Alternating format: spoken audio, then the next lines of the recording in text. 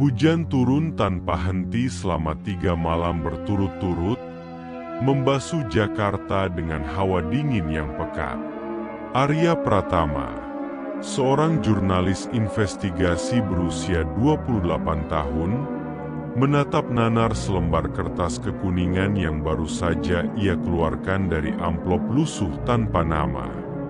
Jika ingin mengetahui kemana ayahmu menghilang 21 tahun lalu, datanglah ke Desa Wonorejo sebelum Jumat Kliwon.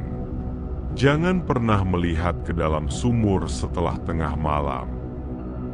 Arya Membeku, nama ayahnya, Tio Pratama, adalah luka menganga yang tak pernah sembuh. 21 tahun lalu, ayahnya, yang juga seorang jurnalis, hilang saat menyelidiki korporasi besar. Polisi menyerah. Ibunya menghabiskan sisa hidupnya dalam delusi dan kesedihan sebelum akhirnya menyusul sang ayah ke keabadian. Kini, surat ini datang seperti tangan gaib yang merenggut Arya dari realitasnya.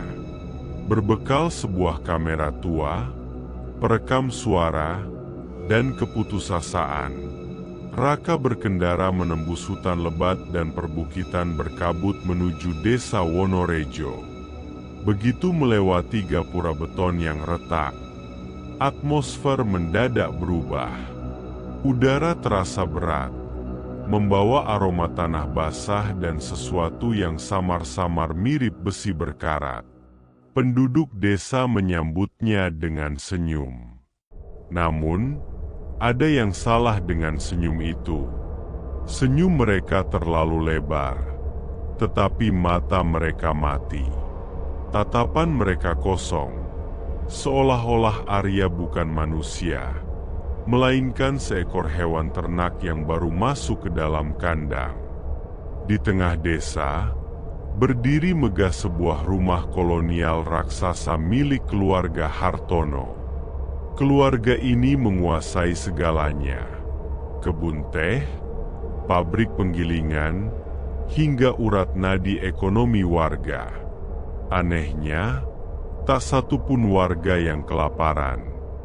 Desa ini makmur di tengah keterpencilan. Ketika Arya mencoba mewawancarai beberapa warga di kedai kopi lokal, respons mereka seragam. Keluarga Hartono adalah berkah bagi kami. Jangan banyak tanya, Mas. Nikmati saja ketenangan desa ini.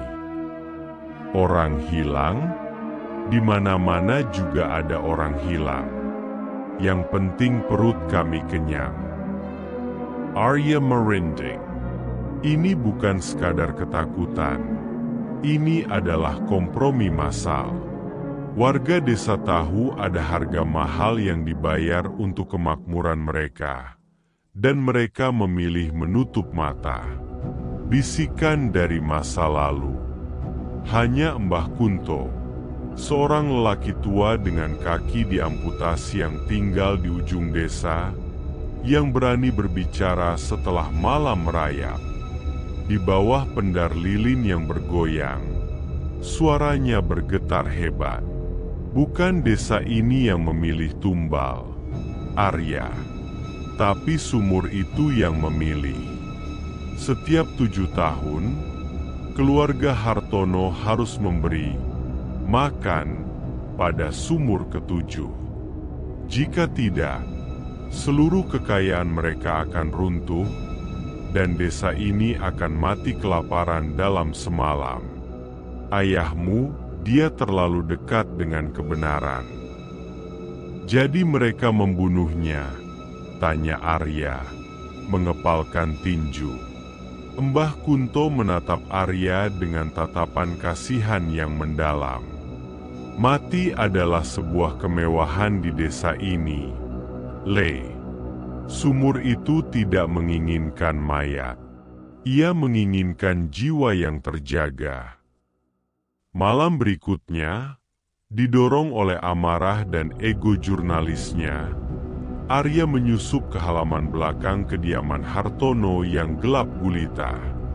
Di sana, dikelilingi oleh vegetasi yang mati membusuk, berdiri sebuah sumur batu tua berlumut hitam. Mendadak, alam menjadi hening. Suara jangkrik lenyap. Udara turun drastis hingga napas Arya mengembun. Ia melangkah mendekat, mengarahkan senternya ke dalam lubang yang seolah tanpa dasar. Air di dalamnya hitam pekat, tenang seperti cermin jahanam. Lalu, air itu beriak, "Arya, tolong!" "Jantung Arya seri seberhenti." Itu suara ayahnya. Sangat jernih, persis seperti rekaman kaset dongeng yang sering ia dengar saat kecil. "Arya, Dinjin, Palangkanaya." Arya mencondongkan tubuhnya ke bibir sumur. Air matanya menetes. Namun, sebelum ia sempah, Arya tersentak mundur, jatuh telentang di atas tanah. Sementara dari dalam sumur terdengar tawa parau yang bukan berasal dari manusia. Keesokan harinya, Arya kehilangan akal sehatnya. Ia membongkar paksa arsip digital dan catatan lama yang dibawanya. Polanya mutlak dan mengerikan. Pertama, tahun 1984 pabrik Hartono pertama berdiri seorang mandor hilang. Kedua, tahun 1991 perkebunan meluas 2 kali lipat, seorang wanita lokal lenyap. Ketiga, tahun 2005, 21 tahun lalu, ayah Arya, Tio Pratama, dinyatakan hilang saat menyelidiki aliran dana gaib Hartono. Dan sekarang, tahun 2026, tepat 21 tahun setelah ayahnya, siklus 7 tahunan itu telah tiba pada puncaknya. Saat malam Jumat Kliwon tiba, badai petir melanda Wonosari. Arya, dengan kamera tersembunyi, menyusup ke dalam rumah Hartono melalui jendela ruang bawah tanah. Bau busuk tanah kuburan dan kemenyan menuntunnya menyusuri lorong batu yang basah. Di sebuah aula bawah tanah yang terhubung langsung ke bagian bawah sumur ketujuh, ritual itu sedang berlangsung. Seluruh anggota keluarga Hartono, mulai dari kakek tua hingga anak-anak kecil berpakaian mewah, berdiri melingkar memegang lilin hitam. Di tengah mereka, seorang pemuda desa yang diculik terikat di atas altar batu. Kepala keluarga, seorang pria parubaya berwajah dingin, membuka sebuah manuskrip kulit manusia. Ia mulai merapalkan mantra dalam bahasa yang tak dikenal. Namun, perhatian Arya teralihkan oleh lembar halaman terakhir manuskrip yang terbuka di atas meja altar. Dengan gemetar, Arya memperbesar lensa kameranya ke arah buku itu. Di sana, tertulis dengan tinta darah kering yang sudah ada sejak puluhan tahun lalu. Korban siklus ke-12, Arya Pratama. Arya, Dinggin, pulangkan ayah-nak. Arya mencondongkan tubuhnya ke bibir sumur. Air matanya menetes. Namun, sebelum ia sempat merespons, suara itu berubah. Riak air semakin kencang. Dan dari kedalaman muncul puluhan suara lain yang saling bertumpuk. Ratapan, jeritan, dan bisikan dari puluhan korban selama ratusan tahun. Mereka tidak berteriak marah. Mereka merintih dalam siksaan abadi yang tak berujung. Arya Terengga. Surat tanpa nama itu Itu bukan dari seorang informan yang berniat baik. Itu adalah umpan. Sumur itu sendiri yang memanggilnya melalui rasa bersalah dan kerinduannya pada sang ayah. Kedatangannya ke desa ini bukan untuk mengungkap misteri, melainkan untuk memenuhi nubuat yang sudah tertulis bahkan sebelum ia lahir. Pilihan di tepi kegelapan. Was. Semua lilin padam seketika. Kegelapan total menyelimuti ruangan, menyisakan kilatan petir dari celah dinding di atas. Dia sudah di sini, bisik kepala keluarga Hartono dalam kegelapan. Air hitam dari dasar sumur meluap dahsyat, menggenapi lantai aula hingga semata kaki. Dari dalam air yang pekat itu, sosok-sosok manusia transparan dan basah mulai merangkak keluar. Kulit mereka melepuh, mata mereka digantikan oleh kegelapan cair. Di barisan paling depan, merangkak sebuah sosok yang sangat Arya kenal. Ayahnya. Raka membeku, tak mampu berlari saat ayahnya merangkak mendekat, memegang kakinya dengan tangan yang sedingin es. Arya menangis histeris. Ayah, ini aku. Arya? Sosak ayahnya mendonggak. Wajahnya yang dulu penuh kehangatan kini distorsi oleh penderitaan abadi. Mulutnya terbuka, mengeluarkan suara yang menggetarkan jiwa Arya. Kami tidak mati, Arya. Kami adalah fondasi dari semua kemewahan ini. Setiap gedung tinggi yang mereka bangun, setiap makanan mewah yang mereka makan, itu semua disokong oleh jeritan kami yang menahan beban kutukan ini. Hancurkan sumur ini, atau gantikan posisi ayah. Keluarga Hartono mengepung Arya dari kegelapan. Sang kepala keluarga maju membawa sebuah belati perak. Jika kau lari, Arya, sumur ini akan menuntut seluruh desa sebagai gantinya. Ribuan orang tak berdosa akan mati dalam kelaparan dan penyakit besok pagi. Tapi jika kau menyerahkan jiwamu secara sukarela, ayahmu akan dibebaskan dari siksaan ini, dan desa ini akan tetap hidup. Arya menatap si keliling.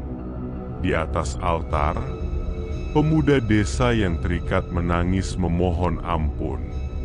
Di lantai, jiwa ayahnya merintih kesakitan. Sedangkan di luar sana, warga desa tidur nyenyak di rumah-rumah nyaman mereka, menikmati hasil dari darah para korban. Sebuah realitas moral yang mengerikan menghantam Arya.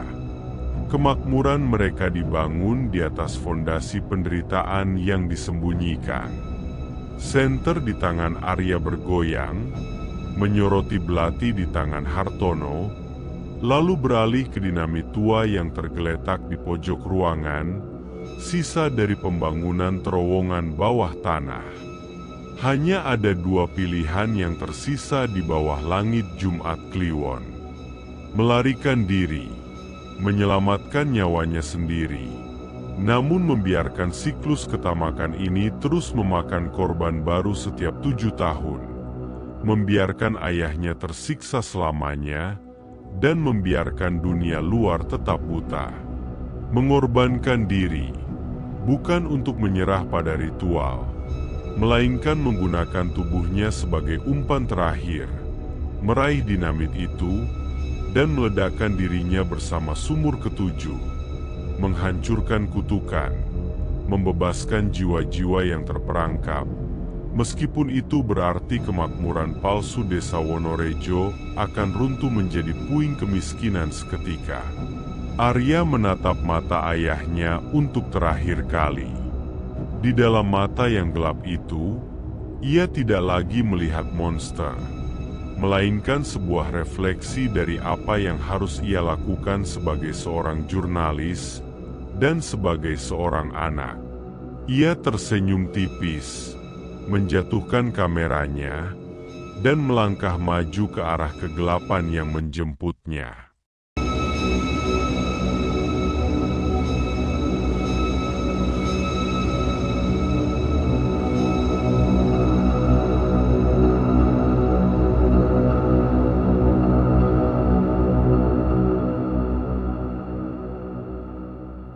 Pesan moral yang mendalam.